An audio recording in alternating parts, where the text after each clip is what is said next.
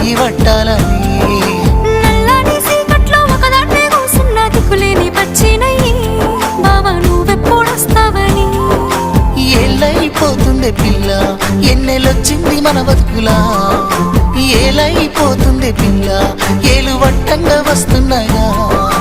ఇన్నాళ్ళ ఎడబాటు ఎడవాసిపోతుందిలే ఈ సీనయ్య గుంటున్నదే సినదారా నీ కోసము ఈ దూరాన్ని చెరుపుతూ తీరాల కగిలింది అందాల ఈ మానవు